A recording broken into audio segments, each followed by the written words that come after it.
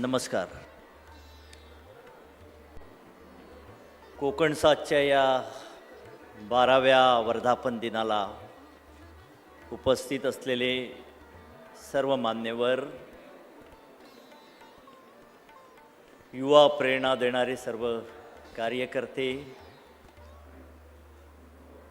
सन्माननीय या कोकण सातचे संचालक ढवळीकर साहेब, संपादक सन्माननीय देसाई आणि त्याची सगळी कोकण सातची टीम. कोकण सात 12 वर्षाचा तप पूर्ण करत आहे आणि 12 वर्षाच्या तपपूर्तीनिमित्त 22 वर्षाची जी काही बांबूमधल्या कामाची थोडीशी सेवा केली त्याच्याबद्दल त्यांनी मला कोकण रत्न हा पुरस्कार दिलेला आहे. हा पुरस्कार स्वीकारताना मला खूप मोठी कृतज्ञता या ठिकाणी आहे आणि एक जबाबदारीची पण जाणीव आहे. खरं तर मी कायम म्हणतो की अजून रत्न होण्या एवढे आपण मोठे झालेलो नाही. या कोकणानं खूप मोठी नररत्न दिली आहे आणि त्यांच्याकडे बघितल्यानंतर आपल्याला आपली उंची समजते. परंतु आपण त्यांचा आदर्श ठेवून त्यांच्यापर्यंत पोचण्यासाठी आजचा हा पुरस्कार निश्चित मला ऊर्जा देईल असं मी खात्रीपूर्वक सांगू इच्छितो. हा पुरस्कार खरं तर माझा पुरस्कार नाहीच आहे. हा पुरस्कार एका क्षुल्लक काडीचा पुरस्कार आहे, ज्याला आपल्याकडे असं ज्याला इन्फिरियर म्हणतात, टाकाऊ म्हणतात, अशा बांबू ह्या काडीचा पुरस्कार आहे. आपल्याकडेच नव्हे तर ह्या देशामध्ये सुद्धा त्याला त्याच पद्धतीने बघितलं जातं. अशा ह्या क्षुल्लक काडीचा, जी काडी केवळ आधाराची नाही, जी काडी खऱ्या अर्थानं शाश्वत विकासाची आहे, जी काडी खऱ्या अर्थानं हातांना काम देणारी आहे, महिलांना स्वावलंबनाचा आधार देणारी आहे, कारागिराला आपली कला निर्माण करणारी काडी आहे. आणि अशा या काडीच्या सन्मानाचा हा आजचा आपण योग जुळून आणला, त्याबद्दल मी आपला आभारी आहे. दीपक भाई आत्ताच मुख्य अतिथी होते. मी त्यांना म्हटलं मला आनंद आहे तुमच्या हस्ते होतो, कारण आम्ही ज्यावेळी या व्यवसायात माझे सहकारी आणि आम्ही ज्यांनी एकत्र सुरू केली ते माझे संजीव करपे या ठिकाणी योगायोगानं आहेत.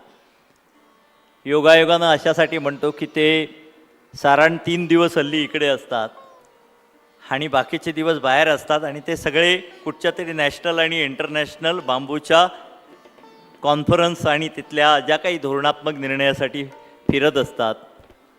म्हणजे आज आसामला आहेत तर दुसऱ्या दिवशी तामिळनाडूला असतात. बरं, त्यांचं कौतुक थोडक्यात अशासाठी आहे की त्यांच्यासाठी त्यांना काय फक्त एक वेळी विमान लागतं असं नाही, त्यांना ट्रक पण चालतो, बैलगाडी पण चालते.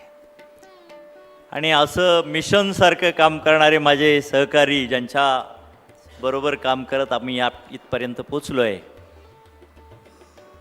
तर त्या सन्माननीय संजीव करपे पण या ठिकाणी आहेत, त्याच्याबद्दल मी आनंद व्यक्त करतो.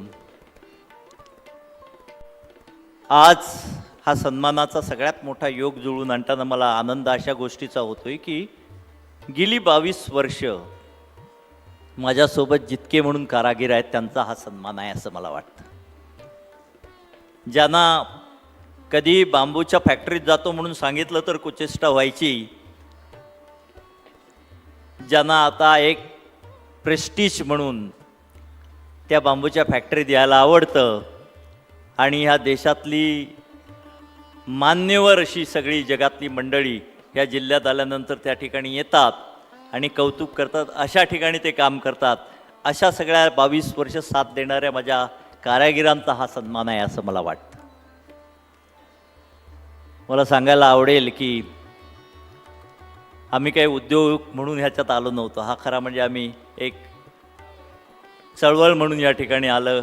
आमच्या त्या भागाचे त्यावेळीचे आपल्या खासदार सगळ्यांचे सन्माननीय सुरेश प्रभू साहेब म्हणाले की आपल्याकडे आंबा आहे, काजू आहे, पण शाश्वत विकासासाठी आपल्याकडे अजून काही आहे.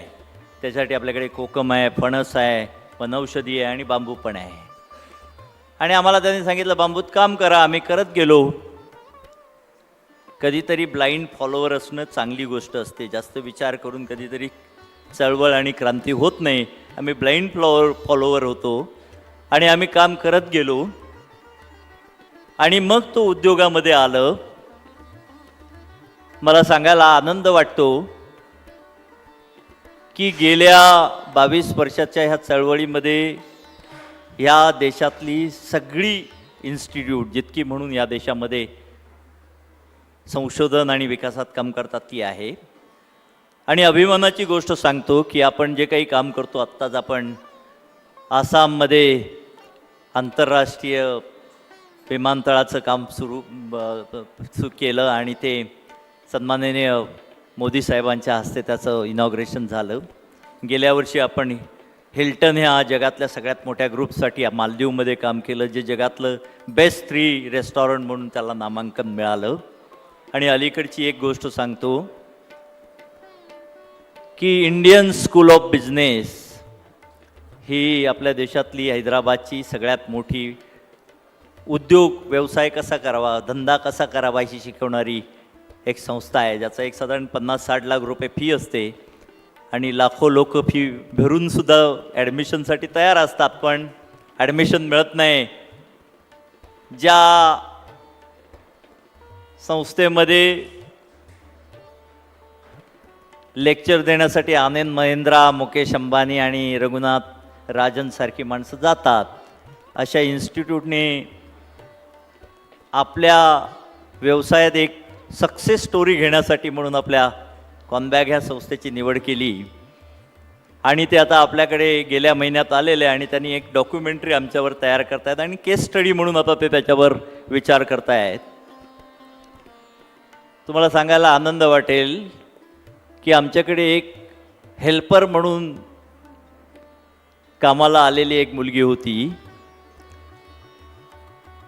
आणि ती काम करायची आणि मग म्हणायची मला जरा वेगळं काम द्या. मग मी म्हणायचो अरे वेगळं कशाला पाहिजे, सगळ्यांबरोबर कर. तर ती म्हणायची मला जरा सगळे सांगतात हळू काम कर, मला जरा जोरात काम करायची सवय आहे. मग मी तिला तिच्या सुपरवायझर केलं. म्हटलं तू सगळ्यांकडनं काम करून घे. मग ती सुपरवायझर झाली. मग तिला ते पोरं सांगायची की तू करून दाखव. मग ती कुठच्याही पुरुषाच्या 3 पट काम करून दाखवायची. मग अडचण निर्माण व्हायला लागली. मग ती आणि काहीतरी एक टर्निंग लेथवर बसली. आमचा कारागीर 80 कॅप बनवायचा, ही मुलगी 300 कॅप बनवायला लागली. म्हणून तिला आणखी बढती दिली. मग ती मॅनेजर झाली. मॅनेजर झाल्यावर मला वाटलं इतका सगळा व्याप, रोजचा जो काही परफॉर्मन्स रिपोर्ट तपासायला कदाचित हिला जमणार नाही ॲडमिनिस्ट्रेटिव्ह, म्हणून मी 2 सिनियर MBA आणून बसवले डेली प्रोजेक्ट परफॉर्मन्स रिपोर्ट बघायला. आणि लक्षात आलं की रिव्ह्यू घेताना ते एकमेकाकडे बघून परत स्मिताकडेच आमच्या बघतायत. मग मी विचारलं काय झालं, तर ते म्हणाले नाही सर त्यांना लक्षात येत नाही आहे कसं करायचं ते, मग तू सांग. तर ती त्यांच्यापेक्षा पुढे सांगायला लागली. सांगायची गोष्ट अशी की ही मुलगी आज मॅनेजर आहे माझ्याकडं आणि तिची स्टोरी कालच्या त्या इंडियन स्कूल ऑफ बिझनेसच्या लोकांना इतकी प्रभावित झाली की ते म्हणाली ही स्टोरी आपल्याला आंतरराष्ट्रीय स्तरावर हार्वर्ड युनिव्हर्सिटीला पाठवावी लागेल. मला सांगायचा मुद्दा एवढाच आहे की ही सगळी आता जी काही प्रेरणा म्हणून ही सगळी मंडळी आता या ठिकाणी उभी होती, हे सगळ्या आपल्या प्रेरणा आहेत. अशा खूप प्रेरणा गावागावामध्ये आहेत. एक बांबूला हाताशी धरून आम्ही एक प्रयत्न केला, त्याच्यातनं अनेक प्रेरणा उभ्या राहिल्या. आपण एक सुंदर असा उपक्रम राबवताय ज्या प्रेरणेतनं अनेक लोक आता उभी राहत आहेत. अशा प्रेरणामधूनच ह्या सिंधुदुर्ग जिल्ह्याचा खरा विकास होईल. प्रत्येक गावामध्ये एक क्रांती होईल असं मला वाटतं. अलीकडेच देशातल्या पहिल्यांदाच बांबू इंडस्ट्रीयल पॉलिसी, औद्योगिक धोरण महाराष्ट्र राज्याने स्वीकारलं. माझे मित्र संजीव करपे यांनीच त्या धोरणात्मक कामामध्ये खूप काम केलं आणि सरते शेवटी आमच्या लक्षात आलं की त्याच्यात सिंधुदुर्ग जिल्हाच नाही आहे.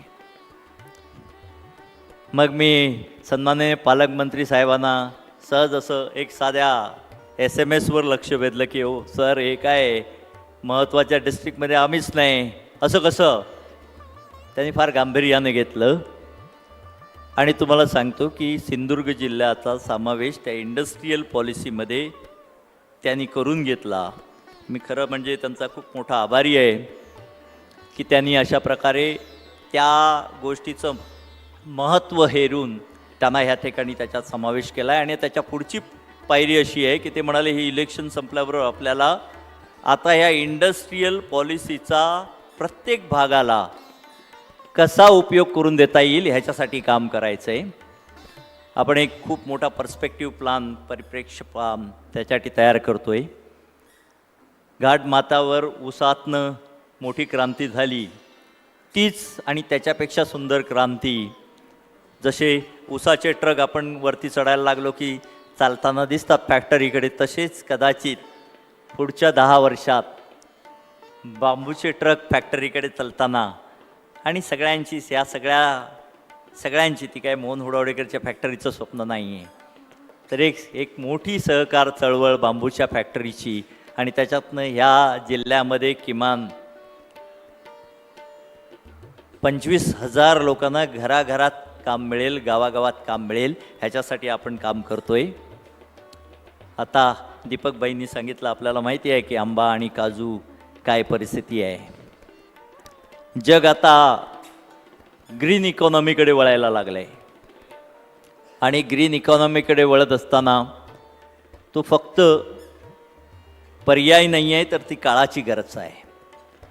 आता असं म्हटलं जाते की हे पर्यावरण इतकं बिघडत जाईल की त्या आंब्याला मोहर येईल की नाही माहीत नाही आणि आंब्याचा मोहर आल्यानंतर त्याचा आंबा मिळेल की नाही माहीत नाही. त्यामुळे भविष्यात ह्या कोकणाला देवाने इतकं काही दिलं आहे की आंबा आहे, काजू आहे, आता तो नसेल तर पुढची व्यवस्था कदाचित देवानं करून ठेवली असेल ती म्हणजे बांबू आहे, ज्याला ह्या पर्यावरणाचं काही झालं तरी काय फरक पडणार नाही. त्यामुळे आपल्याला अल्टरनेट पीक म्हणून बांबू स्वीकारावाच लागेल आणि त्याच्यासाठी आपण या जिल्ह्याचे सगळे सर्वोच्च नेत्यांच्या माध्यमातून एक खूप सुंदर चळवळ उभी नेतोय. या निमित्तानं ती तुमच्यासमोर मला मांडायचं संधी मिळाली, याच्याबद्दल पुन्हा एकदा कोकण साथचे धन्यवाद. आणि सरते शेवटी मी गेल्या वर्षी उद्युक्त केलेलं तेच वाक्य आहे, ह्या जिल्ह्यात वाद घालणाऱ्या लोकांपेक्षा साथ घालणाऱ्या लोकांची जास्त गरज आहे. ह्या नको ता नको म्हणून सांगणाऱ्या लोकांपेक्षा आपण हे करूया आणि ते आम्ही करूया असं म्हणणाऱ्या लोकांची गरज आहे. आणि अशा लोकांना गेली 12 वर्ष कोकण साथ घालते आहे, ह्याच्याबद्दल मी त्यांचं अभिनंदन करतो. या ठिकाणी त्यांनी मला हा पुरस्कार देऊन सन्मानित केलं. हा पुरस्कार मी माझ्या सगळ्या ज्यांनी माझ्यावर संस्कार केले, ज्यांनी मला घडवलं त्या आईवडिलांना, माझ्या हे सगळं मला सहन करतात ते माझी सगळी कुटुंब आणि माझे सगळ्या अर्थानं गेले 22 वर्ष साथ देणारे माझे कारागीर, सहकारी, महिला भगिनी यांच्यासाठी अर्पित करतो आणि थांबतो. जय हिंद, जय महाराष्ट्र, जय उद्योजक. धन्यवाद सर, तुम्ही दिलेल्या शुभेच्छांसाठी. मी तुम्हाला कृपया व्यासपीठावर थांबण्याची विनंती करते आहे, कारण आता कुडाळ MIDC इंडस्ट्रीज असोसिएशन